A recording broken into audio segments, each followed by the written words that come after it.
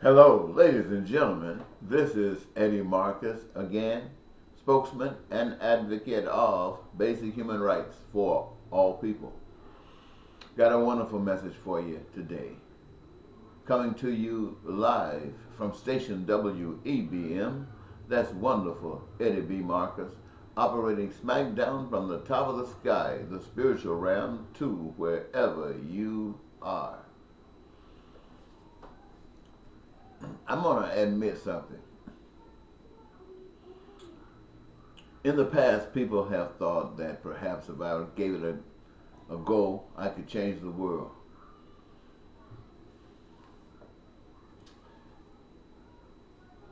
And I kind of never really thought about it. I just thought about myself. But I changed. And I really started thinking about the world. And the differences involved in changing the world now were so different that it caused my first marriage to split. My wonderful wife today, I remember telling her that she wouldn't have to worry about anything. I was going to be the man of her prayers. I was going to answer all of her dreams. And really, ladies and gentlemen, I really meant it. I meant it because, to me, it was supposed to be a simple matter.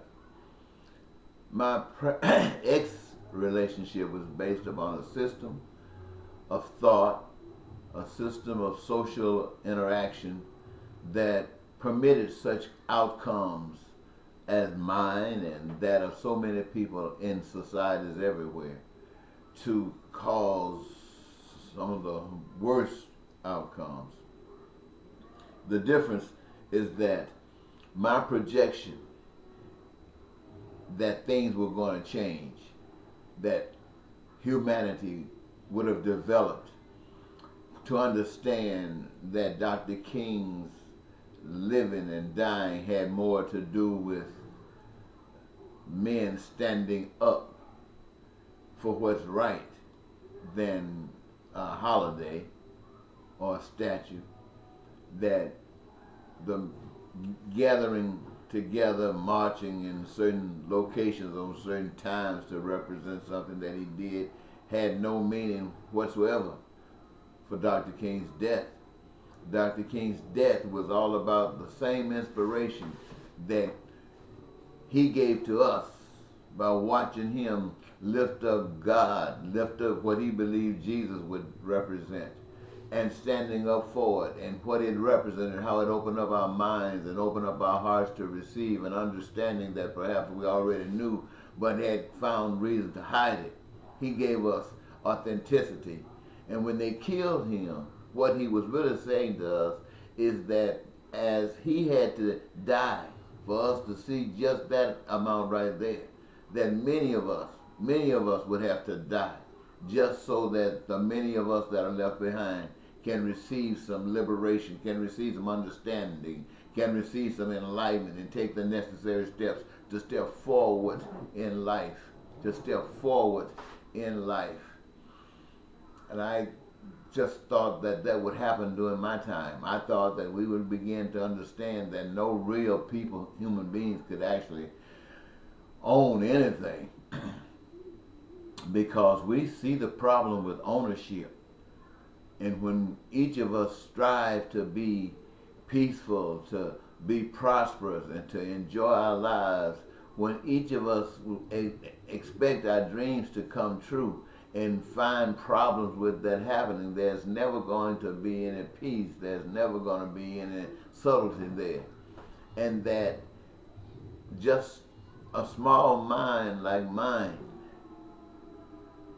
that I'm thinking it would be so much easier for those of you who got great mind to see how simple peace and prosperity would be for us, to recognize that no man can, black or white,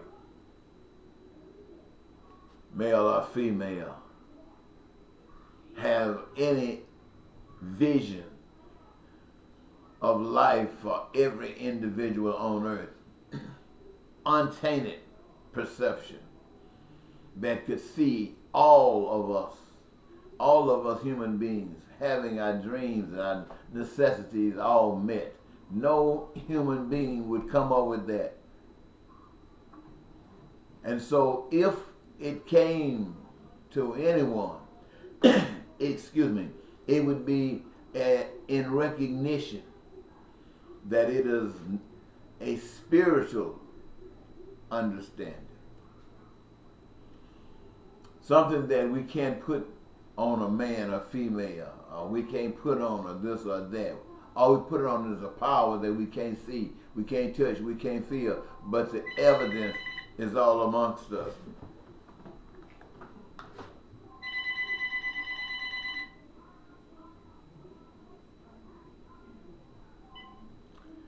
Hello? Excuse me. Hey, Reese! Telephone! Just a second. I had to give that call. That's from mom to daughter. So what I was basically saying, ladies and gentlemen, is that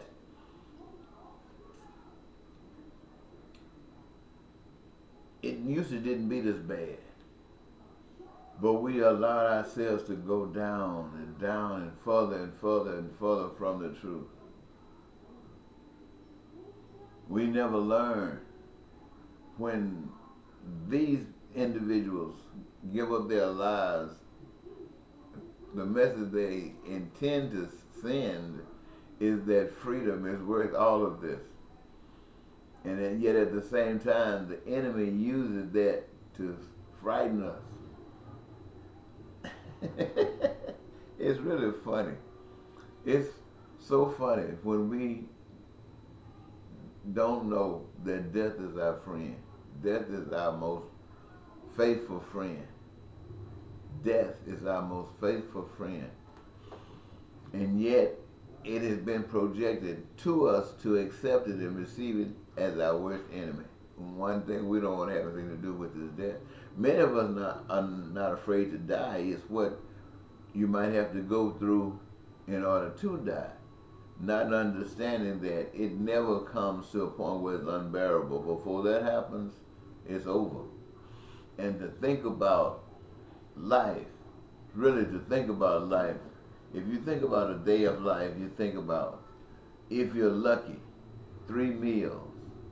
If you're lucky, they can be ideal. Let's say ideal, where you got the grits and the egg, and maybe the egg is sunny side up and it's running over the grits, and you got some bacon, some toast with some jam, and your coffee, and maybe a glass of milk, a glass of juice, or water, and you sit there for breakfast. Then just think about that lunch. Whatever your favorite would be for lunch, that's what you got. And then you say, for dinner, you have whatever your favorite is for dinner. I mean, you really enjoy it, and it's fantastic. Then you get a chance to relax and maybe watch a little television, laugh and talk if you got a family. Have some fun. Or if you don't have a family, you might want to go out. But if you do have a family, you can stay at home and you can cuddle up and maybe be lucky that night. I mean, really lucky that night. Or if you don't have a wife, you still go out and be lucky that night. Lucky that night. You come back home and you go to sleep. You go to sleep. Now, in that moment, while you are asleep, there's no ideas whatsoever, really, about food, clothing, shelter, education, health care, none of that. None of that. And then you wake up the next morning and you go through the routine all over again. All over again. Go through the routine all over again. You go to sleep again, and none of the stuff is there. That's what death is like, ladies and gentlemen. Death is like going through the roll of life one day and then all of a sudden go to sleep. And none of that other stuff matters. The only difference is that you don't wake up in this dimension. You wake up in another dimension. Let me say it again. The only difference is you don't wake up in this dimension. You wake up in a different dimension in a different body. Now, do you look the same or something else? I have no idea. But you wake up in a different dimension. Here is all you don't. But you don't know that. That's just something I just shared with you. And you don't know it. If you knew it, you'd be as excited. So, when I was telling my present wife that it was going to be this simple, each of you are going to recognize that everything belonged to God. And that all human beings had something that was coming amongst them that was necessary for survival. And that whatever they are, the resources were here on the earth, in the earth, or above the earth, seen or unseen. We have been blessed enough to be able to detect that exists. And because of that, each of us have been given a desire to do something, to participate in being here in this life at this time. And not knowing, but if we had the opportunity to choose what we would really want to do, and that is what this is all about, each one choosing their own career and engaging themselves in the process of creation of these goods and services. We already do it, but now the purpose is different, not to raise money, but to make sure that all of our needs are met, that no one goes without anything. And by not having anyone absent anything, there's no poverty, there's no need for crime and violence, there's no need for lying and cheating and stealing and killing and all that, because everybody's satisfied with life. And so everything that's being done is basically done by professionals, done by people who love doing exactly what they do. Whatever they make, it is the best that can be made. Whatever service they render, it is the best that you can be at that particular time, working every day to get better. And that's what it's all about. Whatever you need, whether it's in medicine, whether it's in education, whether it's in dentistry, whatever is housing, whatever you need, you got the professionals, the best. They are doing it. And what are their rewards? Their rewards is everything that they wanted their dreams to be. Housing, food, clothing, shelter, education, transportation, vacation, anything that their dreams consist of. This is what is for them.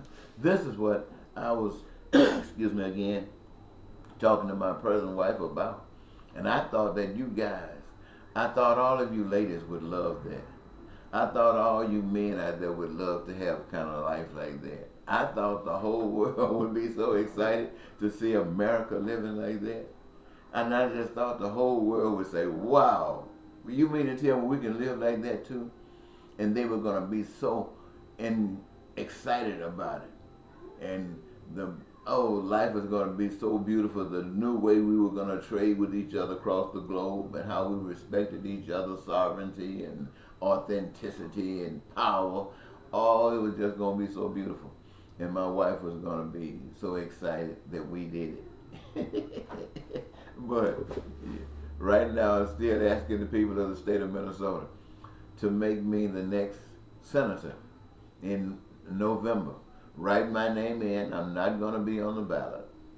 The Republicans and Democrats, they just don't represent what I represent. I represent a spirit of truth, a spirit of love, a spirit of commitment, a spirit of God to the people.